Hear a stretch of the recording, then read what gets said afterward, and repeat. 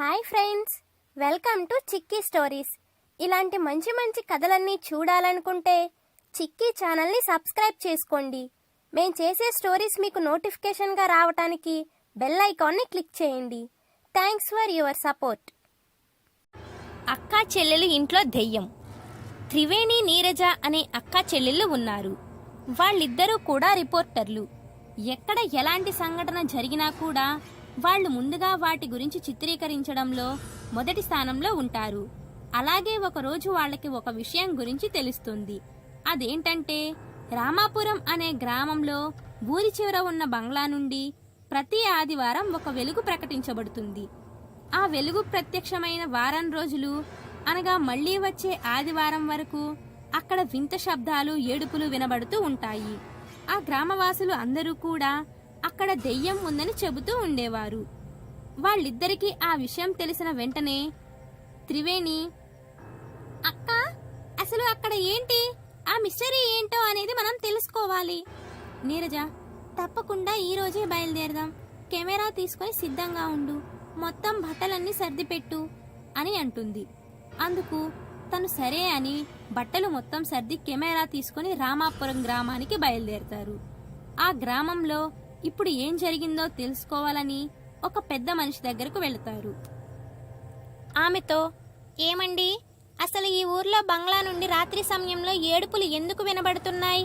ఆదివారం వస్తే వెలుగు ఎందుకు కనబడుతుంది? దాని గురించి మీకేమన్నా తెలుసా? అందుకు ఆమె, అక్కడ కొన్ని సంవత్సరాల క్రితం కోరికలు తీరకుండా చనిపోయిన రాణి ఉంది. ఆమె చాలా దేశాలకు రాణి. తనకు పెళ్లి కాలేదు అని తనకు తానే ప్రాణాలు బలి తీసుకుంది అని చెబుతుంది.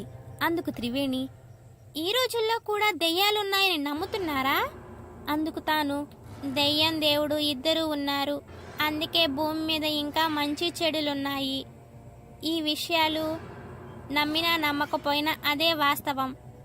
నీరజ, అయితే మీరు ఎప్పుడైనా కోర్టులోకి వెళ్ళారా? తాను, లేదు, అందమైన ఆడవాళ్ళు లేదా వయసులో ఉన్న మగవాళ్ళు అక్కడికి వెళితే చనిపోతారు. అందుకే ఎవరూ సాహసించి అటుగా వెళ్లరు అని చెబుతోంది. అందుకు వారికి కొంచెం భయం కలుగుతుంది. అయినప్పటికీ ఎలా అయినా అక్కడికి వెళ్లాలని నిర్ణయించుకున్నారు.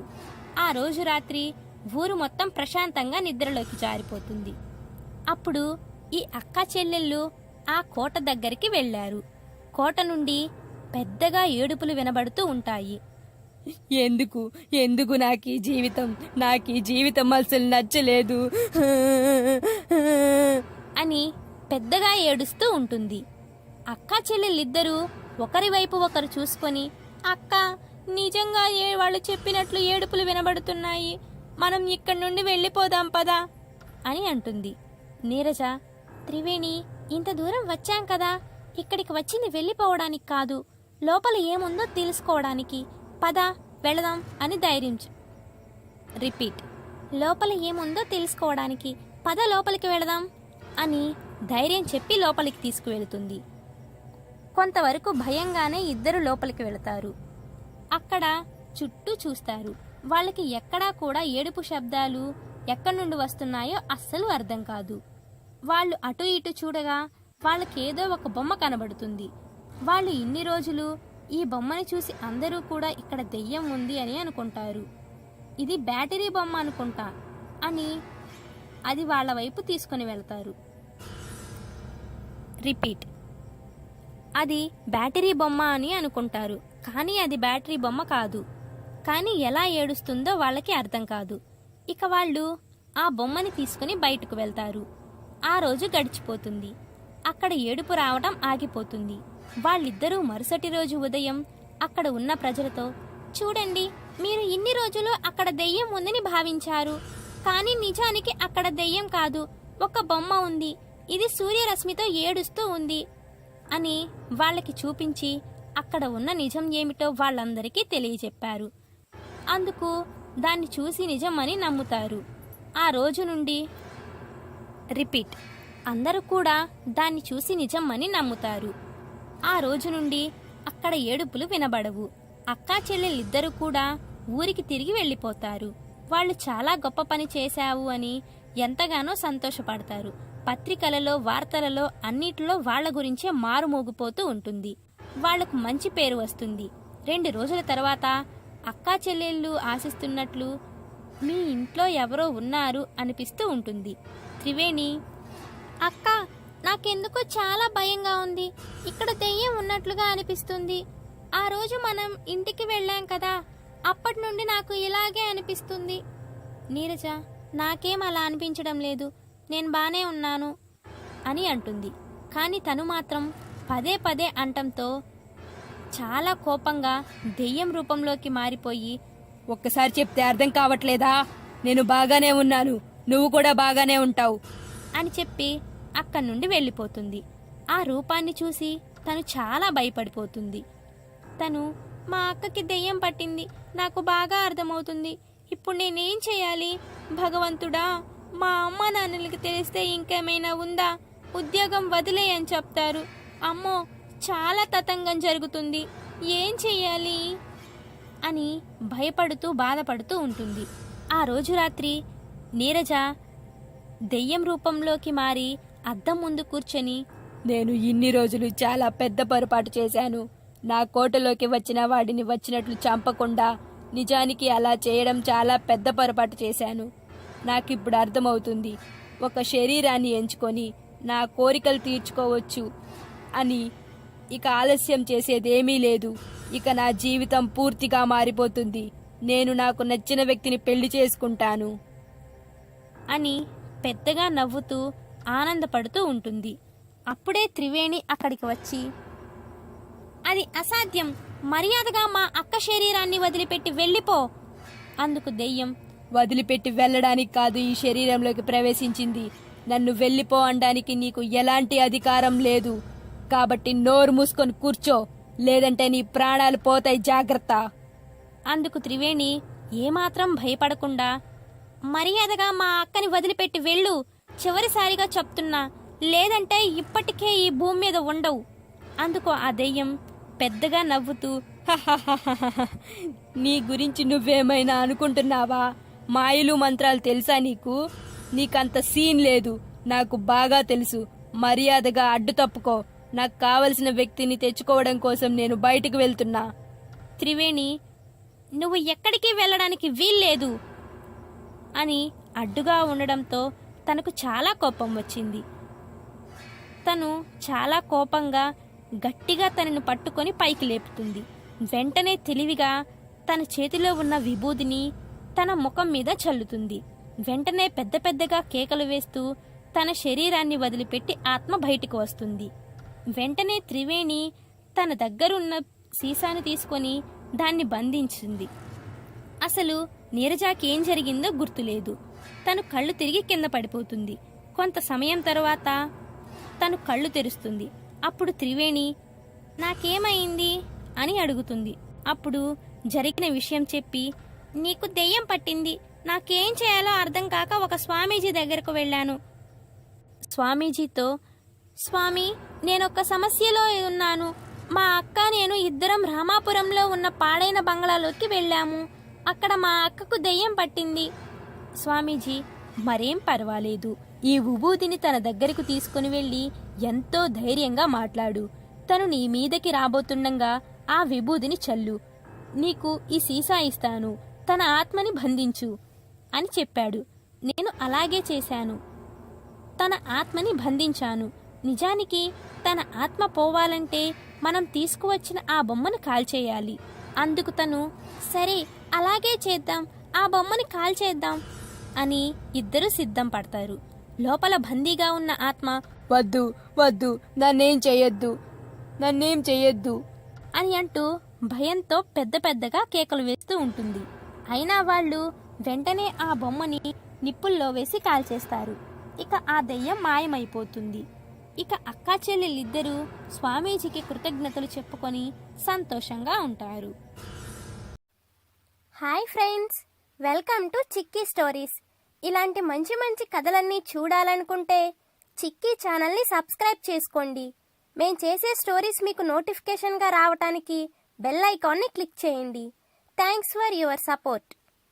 అక్కా చెల్లి నిప్పుల కొలిమి. రమ్య వసే పిల్లలు, బాగా పొద్దెక్కింది, తొందరగా లేవండి. సరియు, అమ్మ బాబోయ్, ఇది పడుకోదు, మమ్మల్ని పడుకోనివ్వదు. రత్నం, రోజు ఇదే గోల, అసలు ప్రశాంతతే లేకుండా పోయింది. రమ్య, మీకంటే చిన్నపిల్ల పింకీని చూసి నేర్చుకోండి. అది పొద్దున్నే లేచి చక్కగా తయారైంది. మీరు ఉన్నారెందుకు? సరియు, సరియు, రత్నం. చివరిగా లేచి పింకీ దగ్గరకు వెళ్లారు. ఒసేయ్, నీకేం పని పాట ఉండదా? ఇంత పొద్దున్నే లేచావా? చూడు, నీ వల్ల ముసలమ్మ ఇన్ని మాటలంటుందో. రమ్య, మీరు చేసిన తప్పుకి అమాయకురాలైనటువంటి ఆ పసిదాని మీద విడుచుకుపడ్డారు. సరియు పింకీ దగ్గరకు వెళ్ళి, ఒసేయ్, ఇంకోసారి ఉదయాన్నే లేచి ముసలమ్మ చేత మమ్మల్ని తిట్టించావంటే ఏం చేస్తానో నాకే తెలీదు అని ఆ పాపని అక్కడి నుండి నెట్టేసింది. పాప కింద పడిపోయి ఏడుస్తూ ఉంటుంది. సరయు, రమ్య అక్కడి నుండి బయటకు వెళ్ళిపోతారు. మనవరాలు ఏడుపు విన్నటువంటి రత్నం గబగబా పరిగెత్తుకుంటూ వచ్చి కింద పడినటువంటి మనవరాలిని పైకి లేపి, ఏడవకు మా తల్లి, ఏడవకు. వాళ్లకు శరీరాలు పెరిగాయి కానీ బుద్ధి మాత్రం పెరగలేదు. ఎవరితో ఎలా ఉండాలో తెలియదు. రిపీట్. పింకీ తన ముద్దు ముద్దు మాటలతో, నేనేం తప్పు చేశాను? ఎందుకు వాళ్ళు నన్ను దూరంగా పెడుతున్నారు? వాళ్ళతో నన్ను ఎందుకు కలవనివ్వడం లేదు? బయట మొహం కడుక్కొని లోపలికి వచ్చినటువంటి సరియు, కారణం మీ అమ్మ నాన్న. పింకీ, మా అమ్మ నాన్న ఏం చేశారు? రత్నం, ఒసే ఒసే, నోరు మూసుకొని ఇక్కడి నుండి వెళ్ళిపో. చిన్నపిల్లతో ఏం మాట్లాడాలో తెలియడం లేదా? పింకీ, అవ్వా, వాళ్ళు మాట్లాడేది ఏంటవ్వా? మా అమ్మ నాన్న ఏం చేశారు? రమ్య, ఎవ్వరూ ఏం చేయలేదు బంగారం, వాళ్ళు అలాగే మాట్లాడతారు. నువ్వు వాళ్ళ మాటలు పట్టించుకోకు. రత్నం, మా ఇంట్లో ఉండి మా తిండి తింటూ లెక్క చేయకపోతే మేం ఊరుకోం. రమ్య, మీరు మా ఇంటికి ఎలా వచ్చారో తను కూడా అలాగే వచ్చింది. మేము మీ ఇంటికి రావడానికి వాళ్ళ అమ్మా నాన్న కదా కారణం. మాకు దాన్ని చూస్తుంటే ఒళ్ళంతా చిరాగ్గా ఉంది. రమ్య, మీరు అలా మాట్లాడితే నేను ఒప్పుకోను. అది మీకు చెల్లెలు, మీరు కూడా దానిని చక్కగా మీతో పాటు కలుపుకో. రిపీట్. మీరు కూడా దానిని మీతో పాటు చక్కగా కలుపుకొని పొండి. సరియు, అదంతా జరిగే పనే కాదులే, నాకు బాగా ఆకలిగా ఉంది. ఏమైనా పెడతావా, లేకపోతే ఇలాగే పస్తులు పెడతావా? రమ్య, మీరు కూడా దాంతో మీతో పాటు కలుపుకోండి. రత్నం, సరిలే, ఎన్నెన్నో అనుకుంటాం. మాకు తినడానికి ఏమైనా తీసుకురా. ఆచార్య అనే వారి కోసం భోజనం తీసుకురావడం కోసం వంటింట్లోకి వెళ్ళింది. సరియు, ఏంటి నువ్వు మాట్లాడేది? దాని అమ్మ బాబు ఏం చేశారో మర్చిపోయావా? అలాంటి దాన్ని మనతో పాటు కలుపుకుంటానంటావు, అలా ఎలా? రత్నం, నేనేం పిచ్చిదాన్ని కాదు. మన పనులు చేసుకోవడానికి మనకు సమయం సరిపోవటం లేదు. ఈ పిల్ల రాక్షసిని ఉపయోగించుకొని మన పనులు దాని చేత చేయించుకుందాం. సరియు, అవునా, ఈ ఆలోచన బాగుంది. రమ్య ముగ్గురికి తినడం కోసం భోజనాన్ని తీసుకువచ్చింది. సరియు, రత్నం వారు తింటూ కలిపి పింకీకి కూడా తినిపిస్తారు. వాళ్ళు అలా కలిసి ఉండడం చూసి రమ్య చాలా సంతోషిస్తుంది. ఆ తరువాత సరియు, మేము ఆడుకోవడానికి తోటకి వెళ్తున్నాం, మీతో పాటు పింకీని కూడా తీసుకుని వెళ్ళండి. సరియు ముక్తకంఠంతో, తప్పకుండా తీసుకుని వెళ్తాము. రమ్య, పింకీ అస్సలు ఆకలికి ఆగలేరు అని తనకి కొంత భోజనాన్ని మూట కట్టి ఇచ్చింది. ముగ్గురు కలిసి అక్కడి నుండి తోటకి బయలుదేరి వెళ్తారు. తోటకి చేరుకునేసరికి సరయుకి, రత్నానికి కాళ్ళు బాగా నొప్పులు పట్టాయి. పింకీ చేత కాళ్ళు పట్టమని చెబుతారు. అమాయకంగా ఉన్నటువంటి పింకీ వారు చెప్పిన పని చేస్తుంది. కాసేపటికి సరయుకి బాగా దాహంగా ఉంది. రిపీట్. కాసేపటికి సరయుకి బాగా దాహంగా ఉందని ఆ దగ్గరలో ఉన్నటువంటి బావి దగ్గరకు వెళ్లి నీళ్లు తీసుకురమ్మని పంపిస్తారు. సరే, నీళ్లు తీసుకురావడానికి వెళ్తుంది పింకీ. పింకీ బావిలో నుండి నీళ్లు పైకి తీస్తుండగా కాలు జారి బావిలో పడిపోతుంది. ఒక్కసారిగా పెద్దగా శబ్దం వస్తుంది. ఆ శబ్దం వినిపించింది. రత్నం, ఉసే, ఇది నీటి కోసం వెళ్ళింది, చాలాసేపు అయ్యింది, చప్పుడొచ్చింది, కొంపతీసి బావిలో కాని పడుంటుందా? సరియు, పడితే పడిందిలే, కొంపకి పట్టిన దరిద్రం వదిలిపోయింది. రత్నం, అలా కాదే, దానికేమైనా అయితే అంతా అంటారు.